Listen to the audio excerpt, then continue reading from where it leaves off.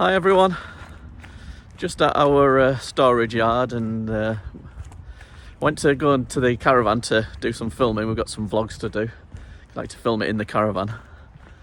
And I got there and there's no caravan there, so there was a mild panic. But they're actually doing some warranty work on it. There's a couple of issues, small issues, which they're sorting out, and one of the parts didn't come in, so as far as I was aware, it's still in the workshop. So I can't get access to it, which is a bit of a shame.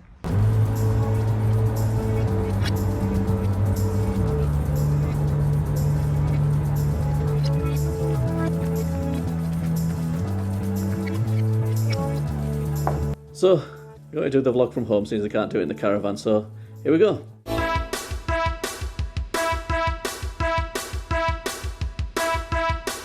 Hello there, everyone. Welcome to Hey Ho Let's Tow. Just me this week, unfortunately, so if you're tuning in to watch Mrs. Hey Ho or Little Hey Ho, I'm sorry, it's just me. This is our latest video in the Van Other Collective, a collective of like-minded vanners. There's various members. I'll put their logos up in one of the two corners of the screen. Make sure you check out their channels, always do good stuff. This month's topic is, it's a little bit of a peek behind the scenes, something a bit different. Obviously we all, everybody in the collective, we all make videos and we all use different ways and different equipment of doing it. So this gives a little peek behind the curtain of some of the equipment that we use to create our vlogs. Hope you find it interesting. Thanks for watching. Right, so what do we use for filming? Well, the channel's now been live for 2 years. Blimey. When we first started, we didn't even have a caravan. We did a few vlogs. We filmed it in the bathroom toilet downstairs because it was the quietest room and best lighting in the house. And we did most of our filming until recently just on an iPhone. We started on an iPhone XR. I've since upgraded. I can't remember what number this is, but it's not the latest iPhone, but it's really good. Does the job. I think hopefully you can see in some of our vlogs that we get some quite decent footage off it. I think you can get just as good footage off an iPhone these days as you can off one of the proper purpose-built video cameras that you can get out there. Yeah, so what we usually do is film it on the iPhone. My wife's got an iPhone as well, and she does like other B-roll stuff and extra photography stuff with footage with her camera, and then we edit it all together. And what we originally used to use is just an iPad. Hasn't got much storage, so it's constantly trying to copy files on it and delete files and make space to do it. But we use just iMovie, which is comes free with most Apple devices, and you drag your video clips into this, edit them together, add a bit of music, do a bit of editing, all that sort of stuff, and you can do that. Some videos I've even done using iMovie on this when we were away in the caravan, which is quite a small screen to do it on, but they usually come out okay. So that's where we first started. It was all doing it on just an iPhone and doing it on iMovie on an iPad. We did at one point get a gimbal, an Osmo Action 6 I think it's called, or something like that, a gimbal, but it was just a bit of a faff, to be honest. Every time you attached it on, and it seemed to have a mind of its own, so we didn't use much footage with using the gimbal, but generally it was just handheld with an iPhone. So for the beginning part of our journey on YouTube, we used just the iPhone and iMovie, and it suited us quite well. But I've always in the back of my mind, I wanted to get myself a proper video camera, something dedicated to it. And I wanted the Osmo Pocket. It's DJI Osmo Pocket. And at the time, the 2 was out, and I was umming and ahhing for a long time of whether I should get the Pocket 2. And I knew in the back of my mind that the Pocket 3 would probably come out. And I knew that as soon as I bought the 2, the 3 would get released. And I'd be gutted and be kicking myself. So I hung on, and back end of last year, that was the back end of 2023, DJI finally released the Osmo Pocket 2. It's a cool little camera. It's a gimbal camera, so you hold it in your hand and you film, and there's a gimbal, which is like a little device on the top, and it just helps you keep the camera nice and steady. And it works really well. I think we've done some really good footage. If some of our most recent stuff is filmed on the Osmo Pocket 3.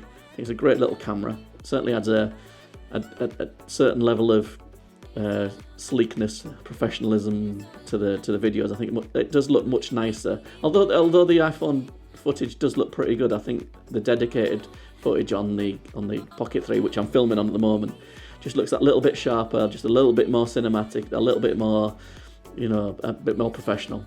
Really, really, really like it. I'll see if I can drop some test footage in of various things. Obviously, I can't film any of the caravan because it's in getting repairs. But yeah, that's what we use at the moment, is the Osmo Pocket 3 camera. So we use the Osmo Pocket 3 mainly these days. Do have to go back to using the iPhone from time to time because the Osmo Pocket 3, although it's a great camera, it is not waterproof in any way.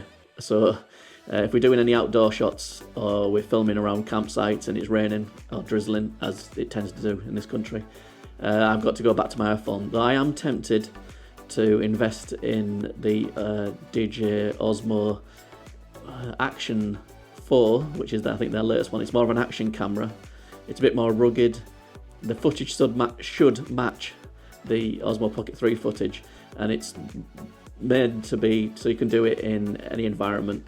Be good for if we go anywhere where we need to do any in the wet or do anything where we might drop the camera or something like that. Yeah, so I think maybe an action camera as like our second camera would be good to add another element to our photography. And also recently we've been moving away from iMovie on the iPad. We're moving into using CapCut. It's a bit more professional.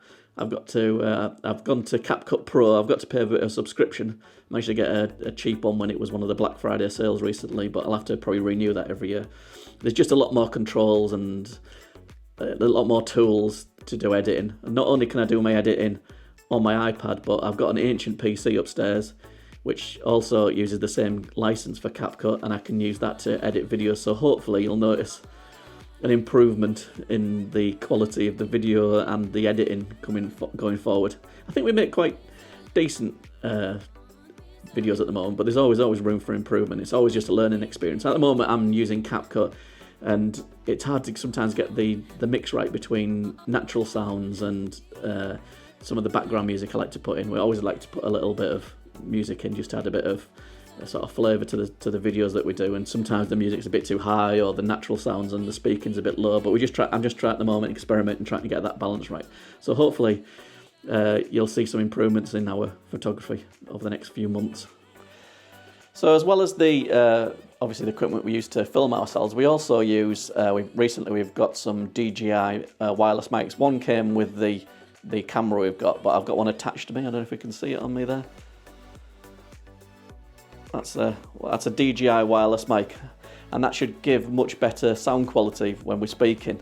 Because sometimes when we speak, it's running off the microphones on the camera, and if we're too far away or there's winds blowing or there's background noise, sometimes our voices get a bit lost.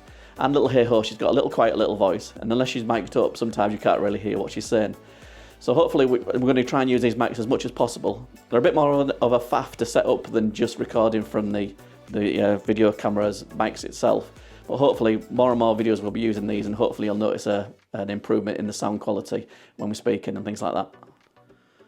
So I hope that's been quite interesting.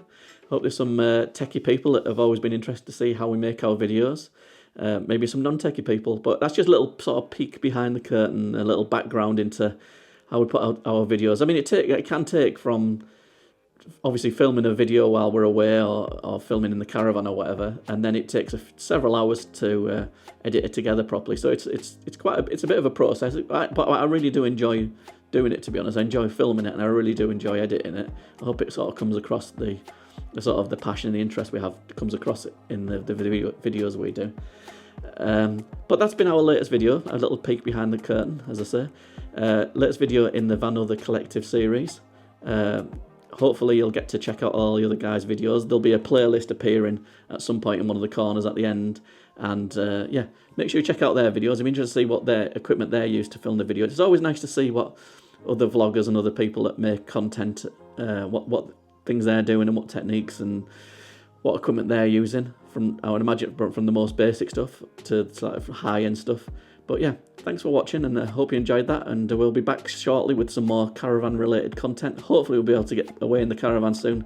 We've just had a really busy time and weather's been miserable, you don't really feel like doing it, but we will be away shortly again in the caravan, having some adventures, having some fun, family fun and all that sort of stuff, which I know everybody likes watching. So again, make sure you check out this video, and this video, and this video, and this one, and subscribe, and see you in the next one.